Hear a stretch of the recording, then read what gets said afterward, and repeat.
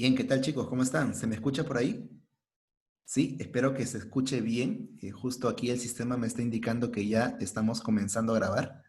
¿Qué tal? ¿Qué tal chicos de primero y segundo de secundaria? Nuevamente es un gusto encontrarnos por este medio virtual, continuando con nuestros temas. Recuerda por favor que ya falta poco, ya falta muy poco para que comiencen los exámenes trimestrales, ¿ya? Hay que estar atentos para las fechas que se nos indiquen, ¿ya chicos? No hay que dejarlo todo para el último, no vayas a pensar que recién te vas a poner a estudiar a última hora, ¿no? Siempre de rato en rato, siempre dale una revisada a los temas que estamos avanzando. ¿Sí, chicos? No vayan a ser como el resto o como la mayoría de personas que espera que haya examen para recién ponerse a repasar. Cuando hacen eso, pues al final se les acumula todo y están pues que se amanecen, ¿no? O de repente se privan de comer, etcétera, con la intención de cumplir con estudiar y eso no debe ser así, ¿verdad? Eso debe evitarse, debe repasarse cada día para que no se acumule para el último y así poder llegar tranquilos a rendir un buen examen, chicos, ¿ya? Bien, nosotros hemos estado estudiando a lo largo de estas clases cómo es que los europeos habían llegado pues al continente americano, bueno, en este caso de los españoles, ¿verdad? Y por otro lado los portugueses que también llegaron a América, pero su intención era llegar a la India y ellos pues sí llegaron a la India en un primer momento. Los españoles pues habían tenido el proyecto de llegar hacia la India, pero de manera sorpresiva, sin pensarlo, habían llegado a América. E incluso ellos cuando llegaron a América realmente pensaron que estaban en la India, ¿no? Y por eso te comenté que en aquella época, estamos hablando del siglo XVI, finales del siglo XV, inicio del siglo XVI, a muchos habitantes de aquí de América, por la gran similitud con los habitantes de la India, comenzaron a llamar a los habitantes de América indios, ¿verdad? Y es por eso que durante muchos siglos, durante varios siglos, los europeos comenzaron a llamar a los habitantes nativos de América como indios, ¿verdad? Incorrectamente o erróneamente indios, porque tú sabes que en América actualmente indios no hay, ¿verdad? Salvo que hayan indios turistas, porque al único que se le puede decir indio, pues es aquel que proviene de la India. Entonces, eso hay que tomarlo en cuenta, ¿ya? Nosotros vamos a empezar a hablar ya, chicos, de la empresa conquistadora del Tahuantinsuyo. Ya aquí vamos a empezar a hablar cómo es que los españoles deciden llegar hacia el Tahuantinsuyo y también vamos a comentar qué ocurría en el Tahuantinsuyo en aquel tiempo. Claro, entonces, ¿cuáles fueron los factores, por ejemplo, que facilitaron la entrada de españoles al Tahuantinsuyo? A pesar que eran solamente algunos hombres, estamos hablando de algunos 100, 200 hombres españoles, no habían más. ¿Cómo es que pudo acabar pues con un imperio de más de 10 millones de habitantes? Entonces, eso es lo que vamos a comentar el día de hoy, ¿ya? Así que atentos, por favor.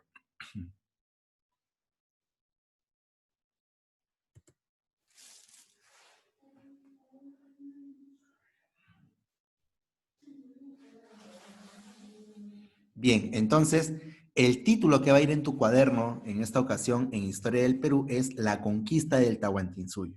¿Sí? Vamos a empezar a hablar, chicos, de este proceso que en realidad fue todo un periodo de exploración y conquista española del imperio de los incas.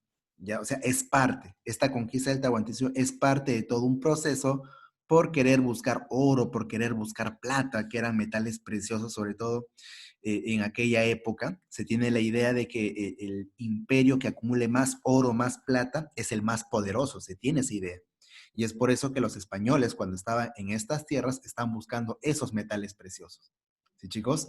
Bien, hay que recordar que la conquista del Tahuantinsuyo, es decir, la llegada de los españoles al Tahuantinsuyo, se produce en el año 1532.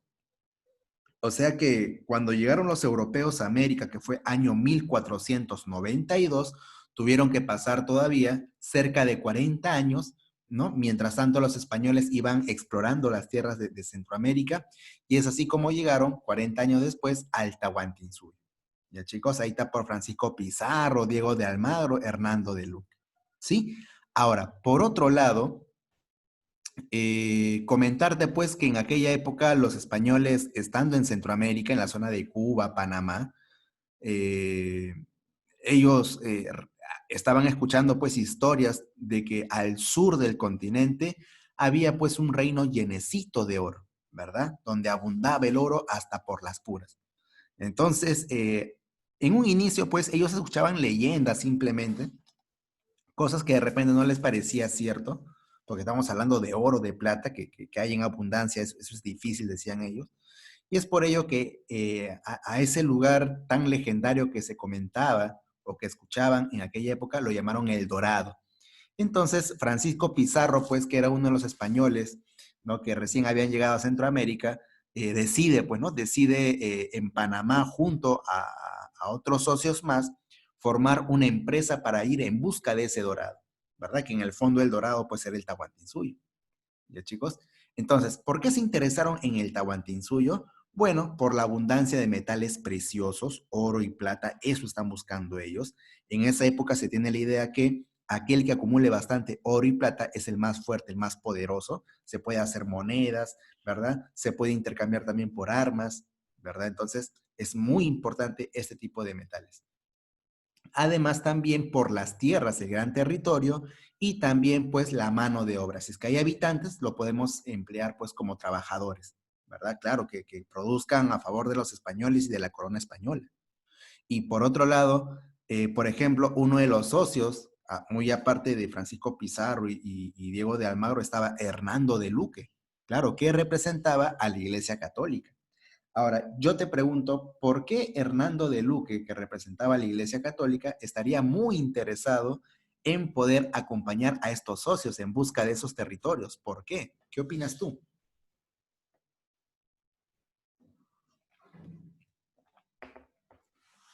Sí, entonces esas cosas yo voy a estar preguntando, ojo, voy a estar preguntando en la clase en vivo, ¿ya? Muy bien. Bien, ¿qué ocurrió antes de la llegada del Tahuantinsuyo? ¿Qué ocurrió antes? O sea, antes que vengan al Tahuantinsuyo, ¿qué ocurrió? Bueno, hay que recordar que los europeos buscaban caminos para llegar hacia la India. Habían recursos muy importantes que ellos necesitaban, que ellos codiciaban. Y hay que recordar, pues, el 12 de octubre del año 1492, cuando se produjo el famoso, entre comillas, descubrimiento de América. ¿Sí, chicos? Profesor, ¿por qué entre comillas? Sí, pues, porque cuando ellos llegaron ya habían habitantes en América, ¿verdad? O sea, no es que eran tierras nuevas. Entonces, eso es para poder discutirlo. Ahora, eso ocurría por un lado, pero aquí en el Tahuantinsuyo, ¿qué ocurría? Es otra gran pregunta, ¿verdad? ¿Qué ocurría aquí en el Tahuantinsuyo? Bueno, habían conflictos entre los hermanos Huáscar y Atahualpa, eran hermanos, claro, ellos eran hijos pues del Inca Huayna Cápac, y ellos pues se peleaban por el gobierno. Así es, entonces habían pueblos que apoyaban a Huáscar y también habían pueblos que apoyaban a Atahualpa. O sea que no solamente era conflicto entre ellos, sino también habían conflictos entre pueblos, ¿sí? Eso es por un lado. Por otro lado, habían pueblos que no se sentían a gusto con el gobierno inca, sobre todo aquellos pueblos que habían sido sometidos por los incas a través de la guerra, a través de la violencia, no estaban de acuerdo. Y cuando vieron que llegaron los españoles, comenzaron a ver a los españoles pues como amigos, claro, como salvadores, como personas que llegaban a rescatarlos del yugo inca, ¿no? O sea, del dominio inca. Entonces, es por eso que muchos pueblos comenzaron a ser amables con los españoles. Es más, ayudaron a los españoles a qué? A poder entrar fácilmente al Tahuantinsuyo. Entonces, obviamente, los conflictos entre Huáscar y Atahualpa y entre sus pueblos, súmale los pueblos que querían independizarse, querían librarse del gobierno inca, sumado a la llegada de los españoles, facilitaron rápidamente, chicos, el ingreso al Tahuantinsuyo. ¿Ya? Todo esto está ocurriendo antes que entren al Tahuantinsuyo los españoles. Estamos hablando acerca del contexto que se vivía en aquella época. ¿Ya, chicos? Bien.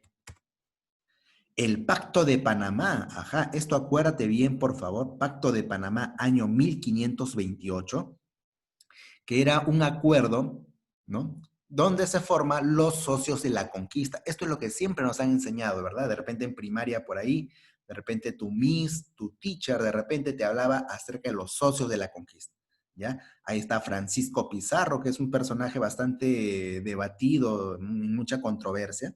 Hablan de que Francisco Pizarro pues era un criador de chanchos, que era un analfabeto, ¿no? Era alguien sin fortuna, pero bueno, en realidad se discute bastante porque jamás en la historia de la humanidad ha ocurrido que alguien con esas características haya invadido un imperio, se discute bastante. Diego de Almagro también está otro español que en un momento fue amigo de Pizarro, por eso se hizo su socio, pero luego van a haber conflictos entre ellos. Claro, van a haber seguidores de Pizarro, los pizarristas, y los seguidores de Almagro, los almagristas, quienes comienzan a pelearse luego, años después, sobre todo por las riquezas que encontraban en el Tahuantinsuyo. Entonces van a haber entre ellos peleas, muertes, se van a matar entre ellos, hasta que la corona española envía autoridades a establecer el famoso virreinato del Perú. ¿Ya, chicos? Pero eso vamos a verlo después. Y luego también está Hernando de Luque, ¿no? Un padrecito, pues, que viene en nombre de la Iglesia Católica, según él, pues, con el objetivo de poder evangelizar a los habitantes de aquí de América, enseñarles la palabra de Dios, enseñarles la verdad, enseñarles a rezar, ¿no? Enseñarles a tener fe. Entonces, ellos dicen que vienen con ese objetivo también de evangelizar, pero en el fondo tú sabes que también están viniendo a buscar más fieles y por lo tanto también más diezmos.